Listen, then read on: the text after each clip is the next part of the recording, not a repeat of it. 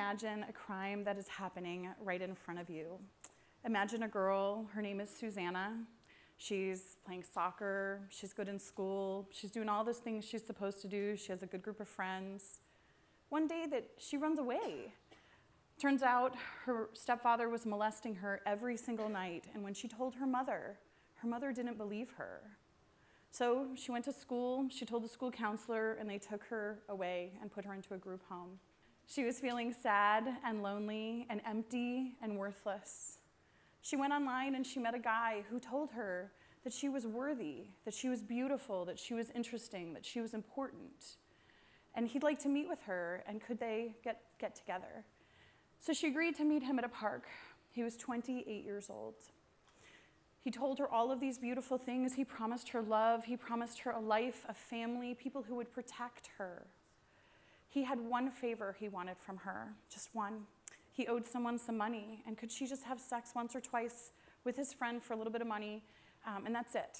And if she loved him, really loved him, she would do it. So she did. She did it twice, 3 times, 30 times, 100 times. He began to control her. He ran her life. He told her what to wear, what to eat, where to go, who to be with. She was trapped. She's someone that you would see at a Circle K, walking down the street, someone in a park. She was 15 years old. That is sex trafficking. Fast forward 5 years for Susanna. Now she's got 2 children. She's still in love with that trafficker. He's still prostituting her, and she's addicted to drugs. Sex trafficking isn't as simple as we think it is. So as a social worker, I started my career working with sexually abused kids, and I loved it. I loved working with their families, and I got really burnt out. I started to think that everyone was molesting everyone. It's called burnout. And it's a really good idea to switch to something else. So I decided I was going to work with rich kids who got a car at their 16th birthday, and they were very disappointed in the color, and they needed a therapist. And my next opportunity was to work with women in prison, and I thought, that is not what I meant. So I started working in a women's prison running a trauma and abuse group, and I was really astounded by the attendance. I thought, wow, 20 women want to talk about abuse and trauma, and then I realized the alternative was an aerobics tape they had seen 7,822 times. But through those conversations, I learned that 60% of those 225 women that I worked with had been sexually exploited. They had been forced to exchange sex for something of value, a place to stay, protection, drugs, food, or money. They also told me that they'd been sexually abused. Almost 80% of them had a sexual abuse history. 30% of them were prostituted or trafficked when they were a child. So I thought about this when I started working in the field and became a professor. What could I do? What could I do differently? Instead of just catching the victim and trying to be helpful, what could we do different? How could we use innovation? And amazingly, I'm at this incredible university that says, go help people, go do work, make an impact. So I did. I started a research office called the Office of Sex Trafficking Intervention Research. I hired the most amazing, smartest people and students that I could find, and I started to talk to the people that we work with, law enforcement, social workers, nurses, doctors, people who had not really talked to each other about this problem ever. And some people said, are they Russian women? And I was like, no, honey, they're from South Phoenix, right? Like we're really talking something different. And so we learned together. I learned why law enforcement does the things that they do. And they learned why social workers do the things we do. And we stopped saying, why do you arrest everyone? And they stopped saying, why do you hug everyone? And we started to learn from each other. So we learned there were lots of professions that worked with people who were sex trafficked, that it wasn't just the few of us who knew about it. So we, as an office, have now trained thousands and thousands of people to understand what sex trafficking means. And it's been really meaningful, but that alone is not enough.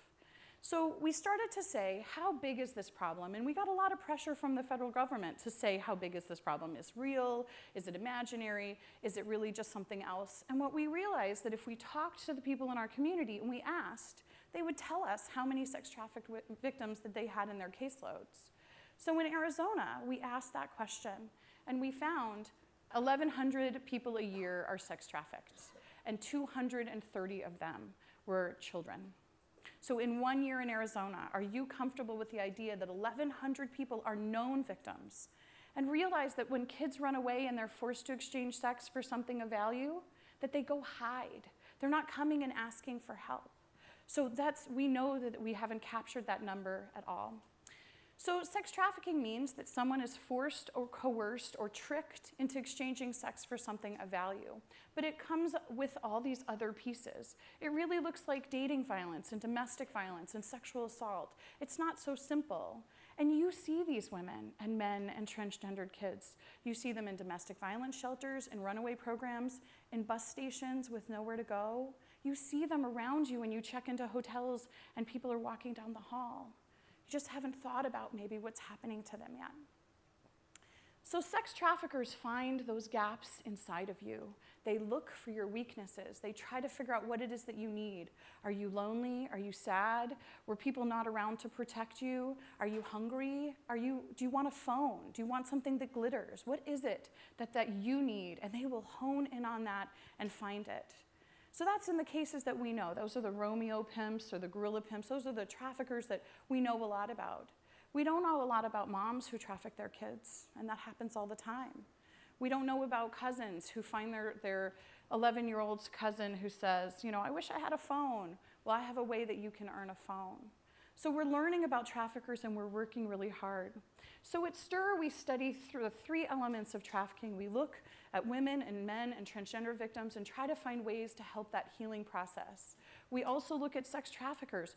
Who's doing this? Where are they coming from? What's their background? What can we learn? So we partnered with the Las Vegas Police Department and we get to go through their files and, man, are those traffickers violent? 1 out of every 5 is a gang member. We're learning how to help that community do what they need to change the way things are going. We also look at sex buyers, which is something that I think most of us don't really want to talk about. We think maybe 1 in 20 men over the age of 18 are buying sex in our community. We just don't know how to change that attitude and belief that someone has the right to buy another for sex. Maybe they think they're helping them out or they're doing something as a favor to the world. So how many people? Trafficking victims look like everyone. I've worked with victims who were as young as 7 and as old as 63. Depends on how their life trajectory went, and it was important that we know that. I'd like for you to think about that out of the box a little outside of what maybe you think trafficking looks like. So think about a woman named Cheryl. Cheryl, I met in a group that I run for sex trafficked women. She was married, she had 3 children. And the husband was incredibly abusive. He would hit her and hurt her and abuse her and say terrible things to her. And he every week gave her $50. That was it. That's all she was allowed to use to buy the groceries for the family. And she couldn't do it. $50 is not enough, and it was a setup. So every week he would shame her and hurt her and hit her in front of her children and his family. So after a few months, one of his uncles approached her and said, if you give me oral sex once a week, I'll give you $50 more. She was trapped. She didn't feel like she had any other choices. So she did it, and she did it until he poured gasoline on her one day, her husband, and tried to light her on fire, and that was enough for her to flee. It doesn't look like we think. The women and men and transgender people that I work with are trapped. So there was another woman that I met in my prison groups who I thought was just amazing. And she was a lot like me, and I saw a lot of her in me. She was funny and smart, and she'd come from kind of a boring family, and she was just kind of a normal lady. And she was a brunette, and so would I if I was in prison. So she met this guy, and she fell in love. He was about 10 years older than her. She was 19. She was going to community college. And again, her life was kind of boring. And he liked to party and just fireworks. He set her on fire. He smelled good. He felt good. It was a great experience for her. And her family said, please slow down. And she said, absolutely not. And they eloped and they got married and they took off. But neither of them had a job, and they struggled, and they didn't really know what to do, and they started to party, and partying got really out of control, and they had a $1,000 a day crack cocaine addiction. I don't know about you, but $1,000 a day would be pretty tough to figure out. Where to find it, where to buy it, how to smoke it, where to find it, how to buy it, where to smoke it, all of that while trying to have a life. So one day, things are going badly. They've been taking things that don't belong to them and starting to commit crimes. And they're standing on the balcony of a really gross hotel, and the woman in the room next to her, spreads out $300. And the husband said, "Where did you get that?" And she said, "Oh, I went down to Main Street and I got into 3 cars. I had full sex once and I had oral sex twice. Look, $300. And the husband said to his wife, "Do not come back without $300. And he walked into their hotel room and he locked the door. They had stolen from everyone they knew.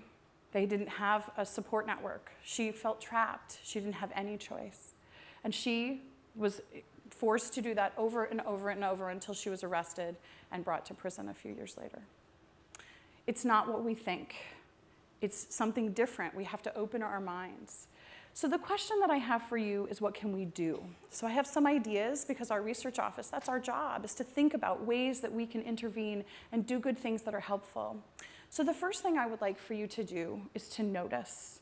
I would like for you to look around you and see people and maybe consider the experiences they're having. Those of you in social work or medical, I'd like for you to ask people, screen for this, ask certain questions that might make sense and detect these victims.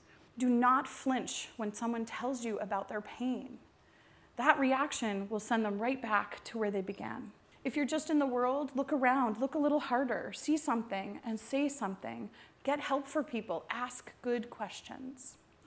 The next thing I'd like for you to do is to consider how we can innovate. So what our office has done is we've started innovation, and innovation isn't only technology, but we have used technology. We partnered with DARPA, who created the internet. That's our defense administration and the government. Al Gore did not invent the internet. So we partnered with them to scrape the internet for ads for children, because we developed an expertise through the work we did with law enforcement to figure out which ads had children in them, because law enforcement, if you partner with them, will tell you. Other innovation we've done is we've created a website where all the sex trafficking services in Arizona is in one place. So a girl's coming out of detention, her psychologist can click on that website and say, "This is a therapist in the West Valley. Here's a housing program. Here are all the resources that you might need." We've also started working together as partners. We started a drop-in center that opens up one day. It's called a pop-up drop-in center for prostituted and trafficked people.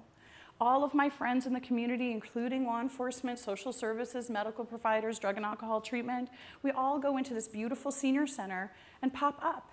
And we market it online, on sex ads and courtrooms and lots of different places, and ask people to come in. And every time we've done it, this will be our 7th next month, between 34 and 58 people come in. These clients that I'm telling you about, that's who comes into these programs. Another thing we've done is worked with partners and created a mentoring program for women, asking women to help other women to exit prostitution, exit sex trafficking situations. No one knows how to get out of this life better than someone who's lived it and gotten out of this life. And we find that turning point for people who are doing well in their life to give back, to help other people, is so important. It's almost like the mentoring program is more important for the mentors than the mentees. So we also believe very strongly that we have to have directed, targeted therapeutic services for people who've been sex trafficked, where we talk about the sex trafficking. That we don't just say relationships are tough and I guess you feel angry. We must say, what did it feel like? How do you feel about it? Are you angry or sad? What are the relationship forces that are going to happen now when someone wants to kiss you or be close to you? All of those things have to happen, or we're just leaving sort of a wound that hasn't been healed. So we've created a program called Sex Trafficking Awareness and Recovery. It's happening in 14 agencies in Arizona, and it's incredibly rich and filled with healing. We have to be clear that we must help people heal from this experience. The City of Phoenix has partnered with ASU to open up the first housing program for sex trafficked women and their children using HUD-based vouchers. So we now have 8 women and their children living there. We have the therapeutic services. We're asking people to think about healing in lots of different ways. The last thing I'd like for you to think about is your own bias. As you look, as you notice, as you pay attention, as we help people heal, I want you to think about your own bias about sex trafficking and prostitution. And I'd like to tell you a story about my brother. So I have a brother, he's 6'5" and brown hair and brown eyes. I have no idea, we do have the same parents, but you know. And he has been single for my whole life. He's very nice to my children and he's loving and warm, and I'd like for him to find a partner. So I'd like for you to think about him coming home and saying to me, I found her. I have found the one. She makes me feel good when I'm with her. I love talking to her. I'm a better person when she's around. When she was 15, her boyfriend beat her up a lot. But she's done her healing. She's gone to counseling. She's doing really well. I think collectively we might say she is a warrior. I'd like for you to think about your brother, someone that you love, someone you would love to have love. And he comes to you and he says, I have found the woman of my dreams. She makes my heart swell. When I'm with her, I'm a better person. When she was 15, her boyfriend beat her up, and he beat her up a lot, and he sold her. And she had sex with 500 people. Do we feel that same moment of warriorship? Do we feel pride that she has survived? So she did her counseling, she's doing great. Can I bring her into the family? We must examine our own bias about this. We must figure that out. And then I ask for you to have hope. I ask for you to notice. I ask for you to think about how we can help in each of our lives. I want you to think about how we can create innovative programming for women and men and transgendered persons who have experienced this really, really difficult crime against them. And I'd like for you to have hope. Thank you very much.